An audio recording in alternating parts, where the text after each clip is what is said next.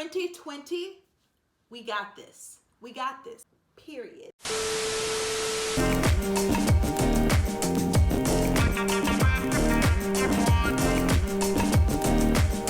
Hello and welcome back to the Life of Danielle James channel. How are you lovely, lovely, beautiful, beautiful people doing today? In this video, I'll be sharing with you 15 tips on how to have the most productive year of your life. Yes, 2020 will be that year. You heard it here first. But before we get into the video, we have to shout out our comment winner of the last video. It was the only comment, so thank you so much for being a loyal subscriber. If you want to be featured in the next video, please write down in the comment section below what was your favorite tip, or tell me new subby. That would be great. Also like this video. Just also check out my socials. It is at The Life of Danielle James on Instagram. Go follow me. I think we have some pretty good stuff over there. You know, you could just check that out. You know, that's a good photo, right? Yeah, check it out, check it out. With all that being said, let's get right into the video. Tip number 1 is to write it down and be specific. For example, don't write in your planner, I'm gonna study biology for 3 hours. No, that's no good, because what does that mean? You could study one sentence for 3 hours. Is that productive? No. So instead, you would say, I am going to study bio chapters 3 and 4 for an hour and a half each on this section and this section. You want to be very, very specific, and you also want to give yourself times to do that instead of just a blanket chunk of whatever, we're gonna do this, because it's not very helpful for you. The next thing to be productive in the new year is you're gonna need to exercise. I know, boo, who wants to get sweaty and gross? Not me. But I notice a huge difference in myself and just in how I approach my day if I've exercised in the morning. So try to exercise if you can. It doesn't have to be anything crazy. Literally 30 minutes on the treadmill in the morning will do wonders. You don't even have to run. Just walk, get your heart rate up, change your day.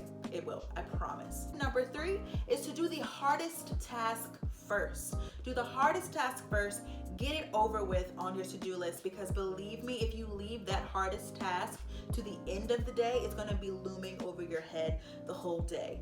Tip number 4 is that you need to make your bed in the morning. And yes, it is very nice to come home to a made bed, but making your bed in the morning literally shows you so much discipline. It forces you to be disciplined, and it also forces you to get up and stay up, because you're not going to get back in a made bed. At least I don't think you are. Next tip that I would have for having a productive 2020 is to start meditating. And meditation does not mean you have to be like sitting like because I don't do that. I can't do that personally. Not that I can't. It's not my cup of tea.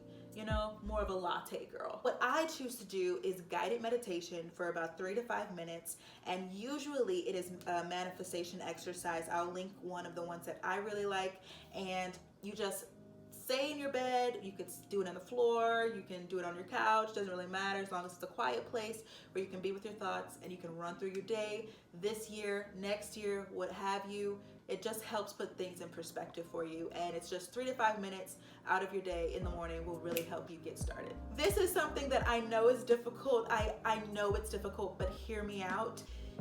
Get up an hour earlier than you need to be up. And believe me, I know it's crazy, it's insane, especially if you get up early already, but getting up that extra hour will be so good for your day. It really, truly will be. So try it. Whatever time it usually takes you, like say you have to be somewhere for 10. So you get up at 8:30, you leave the house by 9:15, you drive there. Instead, get up at 7:30. I know, it's crazy. Whoa, Danielle, what are you doing? I understand, but try it. I guarantee it's gonna be helpful. This is something that I think a lot of people never talk about on these videos that you see of the endless amounts of productive or helpful tips that you see on YouTube. I rarely see people include this one, and that is to tell someone what you plan to do, because it will force you to be accountable. Okay, it doesn't matter if that's your mom, if that's your social media platform, if that's, heck, if it's your dog, like your dog could look at you sideways too if you're not doing what you said. And the thing is, you'll be more motivated to do it because you told someone that you're going to do it, because none of us want to be looked at as failure. Tip number 8 is to remind yourself of your larger goals and not just focus on the day-to-day goals. And I know this is a little conflicting, so hear me out. I have my to-do list, which I keep in this one. I use this planner to plan out my day by the hour. So this starts at 7 a.m. and it goes to like 10 p.m. In this one, I put my week. So the things I have to do for the week are mapped out in a very broad sense. And so that I can look at this, maybe it's appointments, YouTube videos, just things for the week I have located in this, but not the daily tasks, because the daily tasks get broken down into my smaller one. And yes, they are coordinated and they are the same, but one's smaller and one's bigger because I'm me. Duh. Alright guys, if you're getting any value, anything, or if you just like my face and you want to make me smile today, please do not forget to like the video and subscribe. Okay, back to the video. It's important that you keep track of your bigger goals as well as your smaller ones, because you don't want to get sidetracked by, oh my gosh, I have all these things I have to do every day and I'm doing them, but what am I doing it for, man? Like, what's the point? Know what your bigger goals are so that way you can keep working towards them. I have a vision board of things that I want to accomplish this year. Vision, man. The vision. And on them doesn't have my day-to-day tasks. They have the things that I want for the year. So I actually challenge you guys to make a vision board, and definitely tag me if you guys make one. It has my goals for the year, people that inspire me, emotions that I want to feel, things that I think I should be doing this year for myself. And I advise you to do the same, so that way you don't get bogged down by the day-to-day mundane task, and also look at the bigger picture of what you're doing. And oftentimes when I look at my vision board, it'll be maybe every 3 days, once a week, or something like that. I'll look at it and I'll be like, what have I done this week? What have I done today that is helping me reach these goals? And some days I am checking every box on that vision board, and some days I am not. But it helps me because I'm like, well, today we didn't do the things that are helping us get here, but tomorrow we can.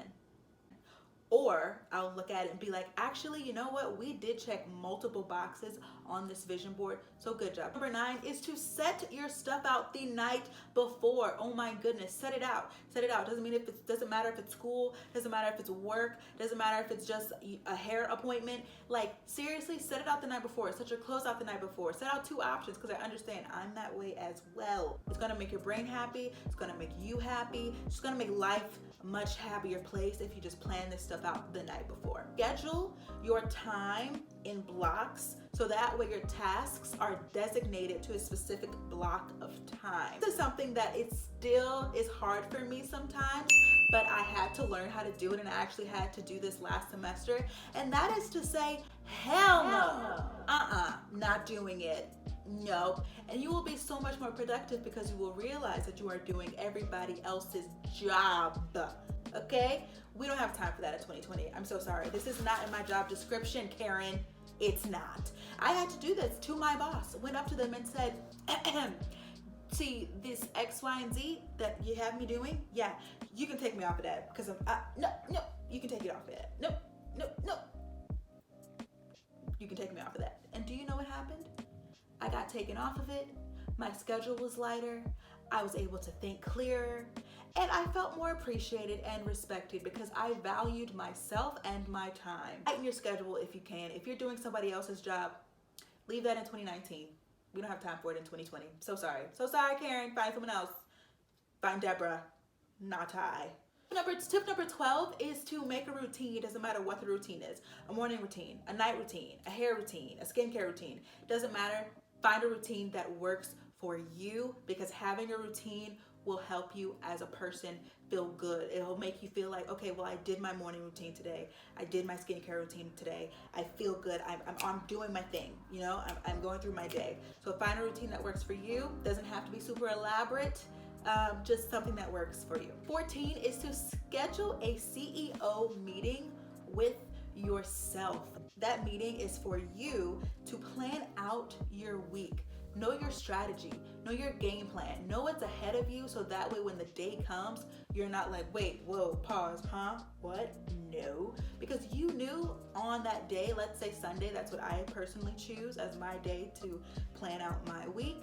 On Sunday, I go through my week, I know what's heading up, I know what's coming, and I know where my days are probably going to require a little bit more attention, which days are more lax, which days I can film, which days I can edit. And it's just very, very helpful to have that knowledge before the day even comes, before you even get to your to-do list for the day.